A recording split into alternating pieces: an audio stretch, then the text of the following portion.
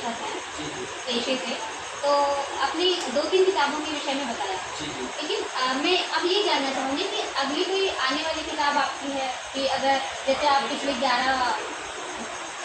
13 महीनों से आप यूपी में रह रहे हैं, एमपी छोड़ के। एमपी भी काफ़ी अच्छा शहर है, काफ़ी खूबसूरत शहर है। तो आपने क्या अनुभव किया इन 13 महीनों में यूपी के विषय में और अयोध्या के विषय में? आपने क्या सोचा है कि यूपी के विषय में फिर अयोध्या के विषय में कोई पुस्तक आप अपनी प्रकाशित कर रहे हैं? दरअसल मैं आपसे क्या बोला कि मैं जब कहानियाँ लिखता हूँ तो मेरा प्रोजेक्ट ही रहता है कि मैं उस चीज़ को रियलाइज़ करूँ। मैं यहाँ पे यूपी में आके मुझे यही मेरा अगला ही प्रोजेक्ट यही था कि मुझे यूपी 70 नाम की एक कहानी लिखनी है और उसके विषय में मैं पिछले 20 साल से लेके आने वाले 20 साल तक क्या होने वाला और क्या हुआ है, घटित हुआ है, उस विषय में मुझे कहानी लिखनी है। आने वाले 2 साल के अंदर मेरी यूपी 70 नाम से एक कहानी आएगी और यूपी के विषय में पूरा लिखा रहेगा। अच्छा, हमने आपसे बात ये करी, आपसे ये पूछा कि यूपी फिर अयोध्या के विषय में, और आप नाम पहले से सोच के बैठे हैं यूपी 70। क्या बात है? असल में क्या होता है कि जो एक लेखक जो रहता है वो सबसे पहले काम क्या करता है, वो पहले टाइटल ढूंढता है। कहानी लिखने का मेन मुद्दा यही होता है कि पहले टाइटल मजबूत होना चाहिए।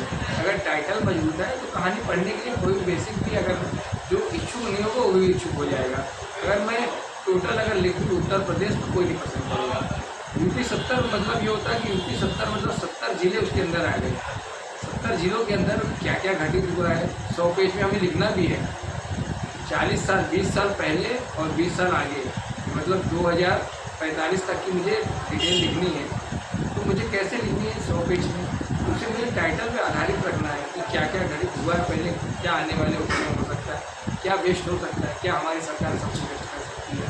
इस विषय में सारी चीज़ें लिख रहे हैं, महसूस कर रहे हैं और चाहते हैं कि इस कहानी को ज़्यादा से ज़्यादा लोग पढ़ें और हमारे यूपी के बारे में कम से कम जो लोगों की गलत सोच थी आज से 20 साल 15 साल पहले, उस सोच को ख़त्म करें। क्योंकि ये योगी जी ने मतलब बीजेपी सरकार ने जो अंदर से दहशत वाला मामला था वो टोटल ख़त्म कर चुके हैं। यहाँ पे तो आज की डेट में आप खोलिए, आप रात को 2 बजे भी अगर घूमेंगे तो आप सुरक्षित हैं। मतलब आपको लग रहा है कि यूपी सुरक्षित है पूर्ण रूप से? बिल्कुल बिल्कुल सुरक्षित। पहले तो नहीं था मगर अभी जो है 10 साल 12 साल के अंदर बिल्कुल अच्छी तरीके से सुरक्षित हो गया है। और आशा सुरक्षा के मामले में कुछ कमियां हैं कि नहीं है योगी सरकार में? देखिए छोटी और बड़ी जो सुरक्षा होती है वो देश विदेश हर जगह होती है। सरकार का काम रहता है जितना ज़्यादा से ज़्यादा अपनी तरफ सुविधा दे सके दे दे। और इसमें से क्या रहता है कि 70% अगर सरकार हौसला बुलंद कर रही है तो 30% जनता को भी करना चाहिए। जनता का महत्व ये होता है कि अगर सरकार सुविधा दे रही है तो हमें उसका लाभ उठाना चाहिए।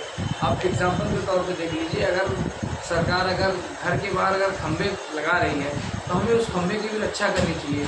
कुछ लोग तो ऐसे करते हैं खंभे से ट्यूबलाइट ही निकाल लेते हैं। वो कहते हैं कि हमें क्या करना है, ये नहीं मालूम कि हमारे पैसे से एक ट्यूबलाइट लगाई जाती है। देखा जाए तो खंभे से ट्यूबलाइट ही निकाल ली जाती है, मगर उससे ये महसूस होना चाहिए कि ये हमारे पैसे से लगी। जब हम टैक्स देंगे तभी तो ये ट्यूबलाइट लगेगी। तो ये चीज़ें सरकार की चीज़ मतलब ये हमारी चीज़ होती है। सरकार का काम मतलब सुविधा देना और उसका उपयोग करना जनता का काम है। जनता अगर चाहे तो सब कुछ कर सकती है। इसीलिए कहते हैं जनता ही चाहे तो बना दे, जनता ही चाहे तो बिगाड़ दे। बिहार इलेक्शन होने वाला है तो आप योगी से काफ़ी प्रभावित हैं, कहने का मतलब भाजपा सरकार से।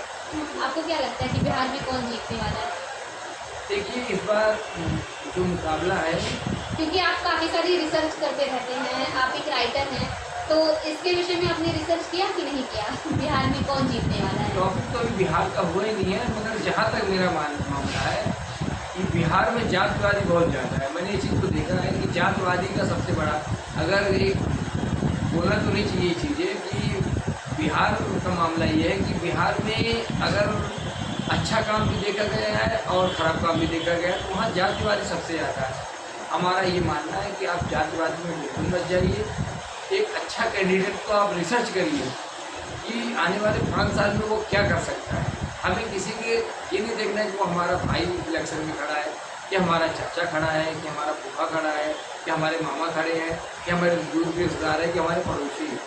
हमें केवल ये देखना है कि क्या हम जो बिहार का जो भविष्य अगले 5 साल के लिए दे रहे हैं वो सुरक्षाजनक है कि नहीं है, क्या हमारी आवृत्ति वहाँ पे अगर हम प्रस्तुत करेंगे तो वो कंप्लीट होगी कि नहीं होगी, कि अगर हम कोई चीज़ के बारे में बोलेंगे उसे पूरा किया जाएगा कि नहीं किया जाएगा, हम तो यही बोलेंगे। और इससे ज़्यादा मैं बोल नहीं पाऊँगा बिहार के विषय में, क्योंकि ज़्यादा बोलना उचित नहीं है।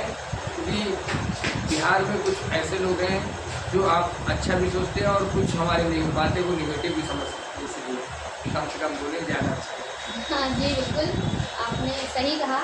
और मैं आपके आने वाले पुस्तक के लिए शुभकामनाएं देना चाहती हूँ कि आपकी पुस्तक प्रकाशित हो और हम तक भी वो जल्दी से जल्दी पहुँचे और मैं उसको पढूँ।